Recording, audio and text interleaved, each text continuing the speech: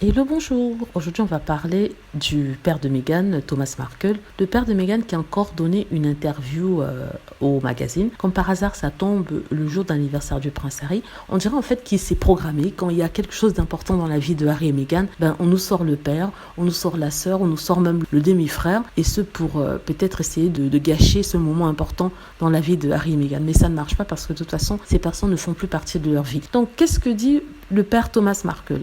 Si vous vous souvenez, il y a quelques temps, le père Markle disait en fait qu'il souhaitait voir absolument Archie et que c'était son droit de voir son petit enfant, même si ce dernier, Thomas Markle, n'a pas souhaité voir ses autres petits-enfants qui ont déjà eu la trentaine. Il ne les a jamais vus, mais il insiste pour voir Archie et Lilibet. Ça se demandait pourquoi. On se demande si bien sûr le fait que ce soit des petits princes ait à voir avec ça, mais bon, on va lui donner le bénéfice du doute. Donc, si vous vous souvenez, il avait dit en fait qu'il souhaitait les voir, il serait prêt à tout pour pouvoir faire que son droit de grand-père, je ne sais pas vraiment si ça existe, soit respecté.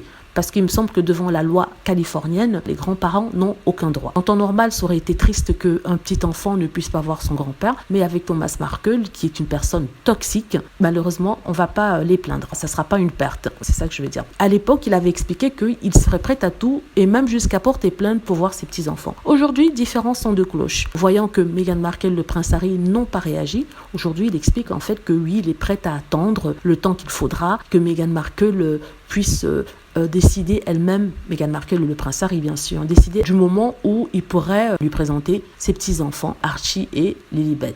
Donc, on a un différent son de cloche. En même temps, je me dis en fait qu'il n'aurait pas pu dire quelque chose d'autre, parce qu'il ne peut pas passer son temps menacé de faire quelque chose et ne rien faire. Aux États-Unis, comme je l'ai dit, en Californie en particulier, les droits des grands-parents ne sont pas reconnus. Il y avait d'ailleurs un célèbre procès par rapport à cela où les grands-parents avaient été déboutés alors qu'ils demandaient à avoir un droit de visite sur l'enfant contre les parents. Donc, il a compris qu'il n'irait nulle part avec sa menace et le prince Harry et Meghan Markle n'ont même pas donné suite, n'ont même pas donné d'importance à cela. Du coup, il essaie de rentrer dans les bonnes grâces. En même temps, il essaie d'être dans les journaux autant que possible pour rappeler au monde que oui, Meghan Markle a abandonné. Mais en fait, le monde se retourne contre lui puisque quand on lit les commentaires, on se rend compte en fait que les gens ne sont pas dupes. Ils voient le jeu de Thomas Markle. Thomas Markle, soit est sous la coupe des tabloïds qui l'utilisent pour vraiment embêter Harry et Meghan, pourtant ça ne marche pas. Ou alors, il sort quand il faut pour pouvoir être payé pour chaque interview qu'il donne et pouvoir peut-être payer son train de vie. Lequel des deux est vrai, je ne sais pas. Il y a peut-être un petit peu de vrai dans les deux